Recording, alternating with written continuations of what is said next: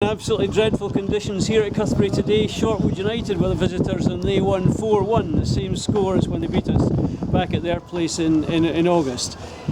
They were the better team, took better advantage of the conditions than Wimborne did, and were well worth the victory in the end. Manager Paul Roast had to make some changes to the team with Jamie Davidson and James Stoko out suspended, of course, as well as long-term absentees Adam Costello and Mark Gamble. Nice to see Mark at the game today.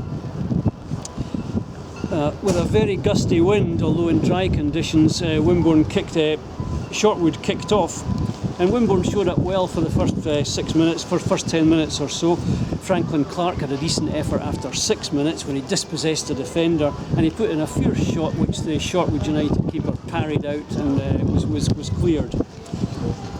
The wind was getting stronger by the minute and making life extremely difficult for the players, and it was blowing very much into Wimborne's faces, and Shortwood could take advantage of it, and they did in the 12th minute when Will Morford scored. Unfortunate goal for Wimborne. His shot deflected. Jason Harville made a good save but could only parry it out, and there was Morford following up to put the ball in the net. 12 minutes, Wimborne 0, Shortwood 1. Shortwood very much in the ascendancy at the moment at that time with the wind at their back, and 23 minutes a dangerous free kick to them was cleared, and then another one 4 minutes later, about 20 yards out, was fired high and wide of Jason Harville's goal. And my notes say the wind's getting stronger, and it is now as well. And in 35 minutes, a bad goal to lose for Wimborne. I thought at the time if we get to half-time, 1-0 would probably be favourites in the second half, but 35 minutes, a defensive error allowed the Shortwood player to square the ball to Will Morford again, and with only defenders on the line, he took his time and netted to make it 2-0. 2 minutes later, an overhead kick by Carl Preston was easily saved by the Shortwood keeper, and it took Jason Harville to make a good save, pushing the ball out for a corner on 41 minutes to keep the score down to 2. So Wimborne 0, Shortwood 2 at half time, but 45 minutes with the wind behind us kicking towards the hospital in the second half. But Shortwood hit us with a real sneaky punch on 51 minutes when they went 3-0 up. A breakaway and a shot across Jason Harville by James Singh went in at the far post to make it 3-0.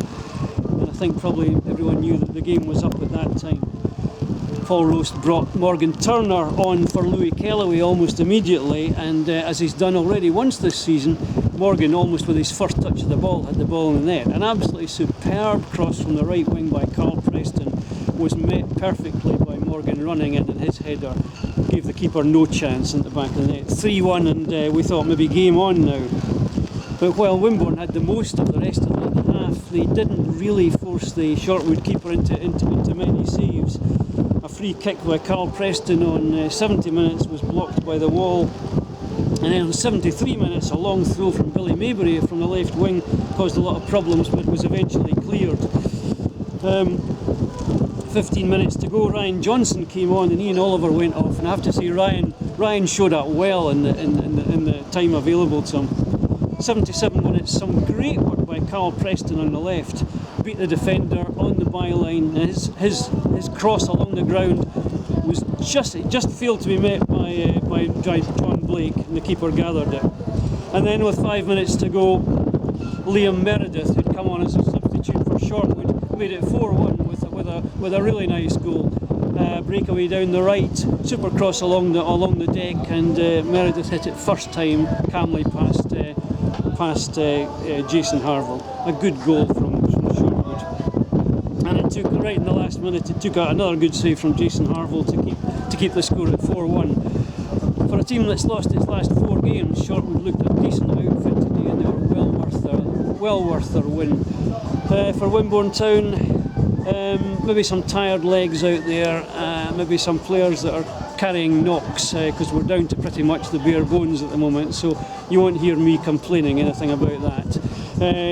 Man of the match for Wimborne, well, I give it to Dave Briggs, our cameraman, who stood up on that tower for 90 minutes in wind and rain. Well done, Dave. Next for Wimborne, it's off to Winchester on Wednesday and then off to Swindon Supermarine next Saturday, and we hope we can see you there. I'm with Paul Roast after today's 4-1 defeat to Shortwood. Paul, we never really got going in that game, did we? Not at all, no. We never got started. Didn't do the basics very well. Didn't get tight. Didn't work hard enough, I don't think. I mean, I still couldn't question the commitment, but I don't think we did enough. Didn't use common sense, made the right decisions. That was a big thing for us, our decisions, especially in that first half with the conditions the way they were. So. Yeah. No, not a good day. At 1-0 down after half an hour, I guess you were thinking, get to half time with this score and we've got a chance with a win behind us. Yeah, exactly. We were talking in the dugout, me and Mason said exactly that. If we could get in at 1-0 without having played well, although as difficult as the win from the conditions were, I mean, we all know that. Second goal was a bad one. Yeah, we were hoping to get in at 1 and we feel we'd have had something to really go at then. Yeah. But even at 2, I still thought if we could get a goal and get back in the game, but the third one at the beginning of the second half, it's killed us. Yeah. I mean, we knew that next goal was important and unfortunately they went and got it. So. Let's concentrate on the positives. Brilliant substitution. You brought on Morgan Turner for the second time this season. He scored within a minute. Yeah, it was a great finish as well. It was. Super cross, super finish. Yeah, he's done well as well when he's came on. I mean, not just in my games, but before that he's done well. He looks lively and he's going to have a decent future, I think. I think so. He looks sharper now than he did at the start of the season, I think, definitely. Yeah. But having said all that, we didn't really trouble their keeper very much, even in that second half, did we? No, not at all. I do honestly think we got a problem at home. We seem to look slightly nervous, slightly withdrawn, and the ball's a bit of a hot potato for us, and hence we don't get the ball forward enough for quality. Hence we don't work the keeper. It's something that we've got to try and get out of that. Yeah.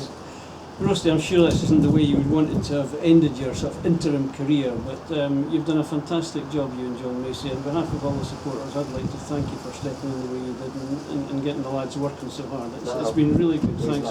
Thank you very much indeed. We loved it. Cheers. Thank you. Thanks, guys. Thanks.